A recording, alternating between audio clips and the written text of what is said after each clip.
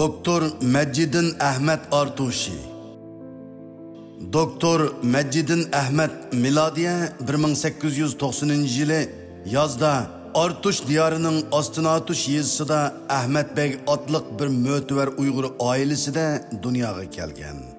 O 1885 kuzda resmi okuş başlagan meşhur Hüseyniye Mektebining 5. qarorliq o'quvchisi. İsim egisiga ta'sir qiladi degan aqliyada aks etgandek kichik Majidin go'dak chig'idan boshlabla o'zining qimmat qarashlarini islom dinining asoslari ustiga qurgan edi. Keyincha u har xil omillar sababidan otasi bilan birga Osmoniya davlatining poytaxti Istanbul shahriga ko'chib ketgan. Shunda qilib u oldingi asrning tunji chorakida İstanbul'daki dağlık ali bilim yurtlarında tarışıp okup 1923 kuzda Türkiye Til Edebiyat ve İslam tarihi fenleri boyunca doktorluk ilmi unvanıga erişken.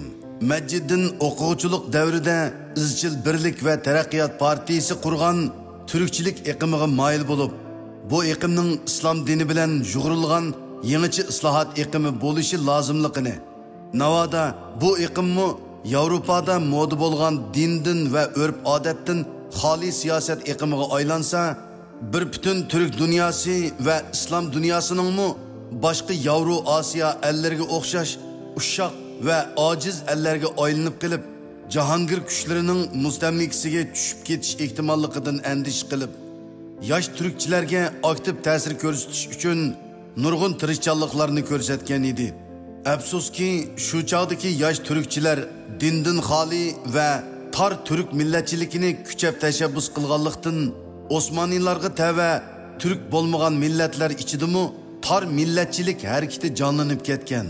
Oqibat yosh turkchilar Abdülhamid Xondan keyin siyosiy huquq tutgan 10 yilga yetmagan qisqa vaqt ichida bütün imperiyaning 3 qit'adagi mutlaq ko'p qism zimini qo'ldan ketganini ozdab, davlatning qalbi hisoblangan kichik Osiyo tuproqlarimi düşman tarafidan parçalab tashlanish xavfida qolganda Mustafa Kemal ve sabdoshlari merdonilik bilan o'tirg'i chiqib 1919 yildan 1922 yilgacha bo'lgan 3 yillik qutuluş urushlari orqali Türkiye Cumhuriyeti namliq bir zamonaviy davlat qurib chiqqan.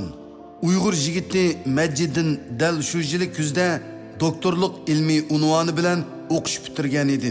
U 1924 yili davlat atisi Mustafa Kemal Paşa'nın chaqiriqiga ovoz qo'shib, bütün Türkiye miqyosidagi yangicha ma'rif ve aqartish harakatiga bir kishilik to'hfa qo'shgan. Shu tariqada 9 yil o'tib ketgan. Bu jarayonda u 1928 yili yozda Qrim orqali İstanbulga yetib kelgan yurtdoshi Mehmetali Tevfik Efendi bilan nihoyat yaqin aka-ukalardan bo'lib qolgan. 1933 yılga her iki azmet ana vatanidagi milliy mustaqillik harakatlaridan so'yingan holda Türkiye'deki afzal sharoit ve yuqori maoshdan voz kechib, ana yurtini Türkiye'de gullantirish istigida yo'lga chiqqan. Doktor Majidin 1933 yili yozda dengiz yo'li orqali yo'lga chiqib, İstanbul'dan Süveyş kanaliga, Mısır'dan başka bir savdo paraxodiga almışıp Bombayga yetib bargan. Bombaydan quruqliq yo'li bilan Sirnagarga yetib bargan. Oxirida Uyg'urlarning savdo karvoniga qo'shilib, shu yili 11 sentabr kuni mashhur Ladakh yo'li orqali Yakanga yetib kelgan. Mehmetali Efendi Türkiye orqali Sovet ittifoqi tavasiga o'tib, Toshkent va O'sh yo'li bilan shu yili kech kuzda Qashqarga qaytib kelgan. Ular bu orqali Büyük Britaniya bilan Sovet ittifoqining Sharqiy Turkiston milliy inqilobiga qandaq muomala qiladiganligidan xabardor bo'lgan. Doktor Majidin Yakanga kelgan vaqt Xotan qo'shinlarining Yakanni qayta tizginlagan vaqtiga to'g'ri kelgan. Garchi Xotan inqilobchilari shu yil 6 oyda Yakanni ozod qilgan bo'lsa-mu, biroq shu yil 7 oylarda Sabit Damollamning Qashqarga yurish qilishi natijasida Qashqardagi Tömür eli bilan Xotan qo'shoni orasida surkilish kelib chiqib, yakan qisqa bir mezgil Tömür elining qo'liga o'tgan edi.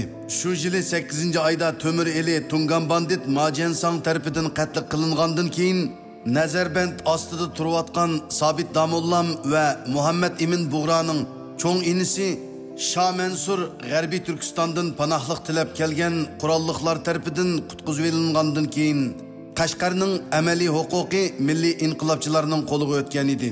Xotan tarafmi ta'sirini Yakandan Yangisargacha kengaytib, Qashqardagi Sabit Damollamga madad berib turgan edi.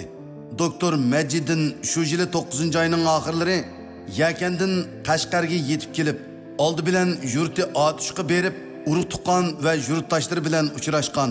Oradan 2 hafta o'tganda Sabit Damollam uni Qashqarga taklif qilish uchun Hilali Ahmar uyushmasining bosh kotibi Muhammad Musani otishga avatgan.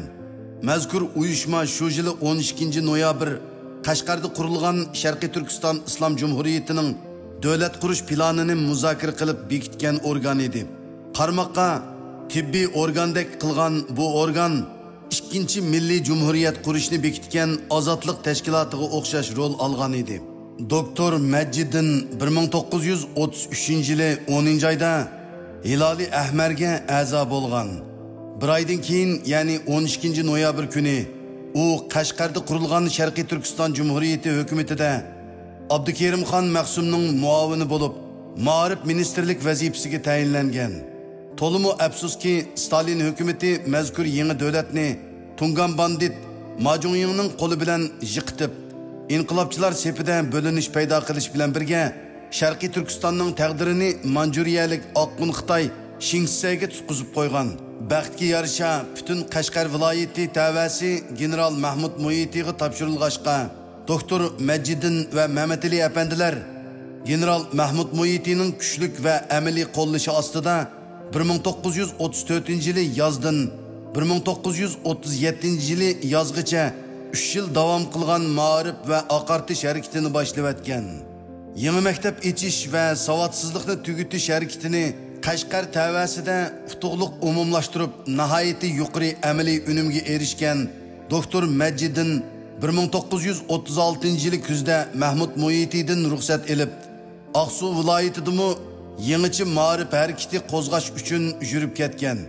Chunki u oz kam 3 yildan beri general Mahmud Muhitining yanida harbiy mushavir, siyosiy maslahatchi, kengash oqsoqoli va ma'rif nozir qatorliq vazifalarni nuqsonsiz o'rinlab, barliq milliy inqilobchilarning yuksak hurmatiga sazovor bo'lgan bo'lsa-mu, biroq u qo'shni Xotanning texchi Tungan banditlarining qo'lida turayotganligidan, Qashqardan boshqa viloyatlarning Jallod Shingsayning qo'liga tushib ketganligidan bakma azoblanatdi.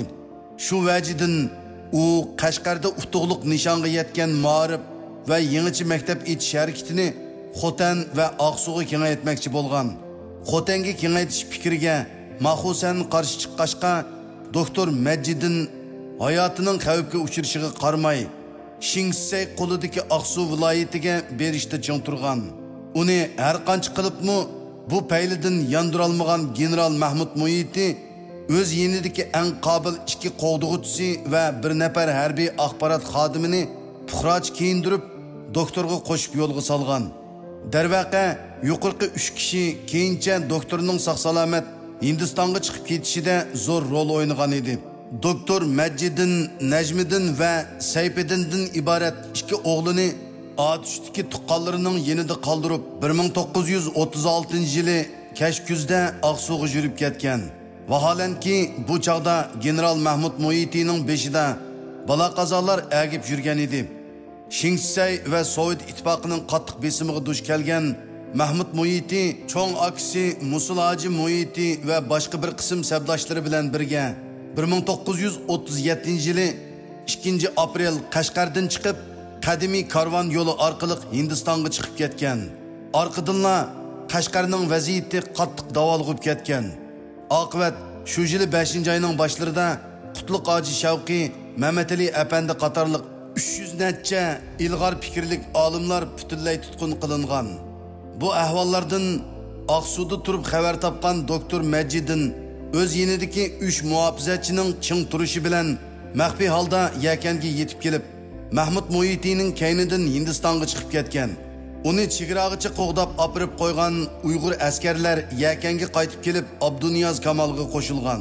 Doktor Majidin Apandi Kashmir orqali Hindistonga yetib kelgandan keyin General Mahmud Muhitining maslahati bilan Istanbulga safar qilib, Berlindagi Turkistonlik muhojirlar bilan birlikda qalam ko'rish qilgan. U 1937-yildan 1941-yilgacha Yosh Turkiston, Milliy bayroq va Milliy yo'l qatorliq jurnallarda Uyg'urlar va Sharqiy Turkiston mustaqillik ko'rishi haqida qimmatli maqolalarni to'xtamay e'lon qilib, G'arbdagi markaziy Osiyo-shunos olimlar va tarixshunoslarning diqqatini tortgan.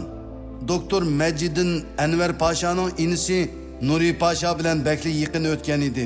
Turkiya bilan Germaniya orasida o'zaro tajovuz qilishmaslik kelishimini imzolashda halqiliq rol o'ynagan Nuri Pasha shu chog'dagi İsmet hukumati va Sovet hukumatining o'rtaq raqibiga aylangan edi. Uning ustiga Stalin hukumati Turkiyadagi Rossiyaga qarshi Turkistonlik o'qituvchilar va siyosiy qashqunlarni qaytarib ketish uchun hadab İsmet hukumatiga qattiq besim qilmoqda edi. Shu sabablardan Sovetning dushmaniga aylangan yetuk istidodli Uyg'ur bosh agmas inqilobchi Doktor Majidin Ahmad Artushi 1942-yili 5 fevral kuni sirli holda qazo qilib ketgan.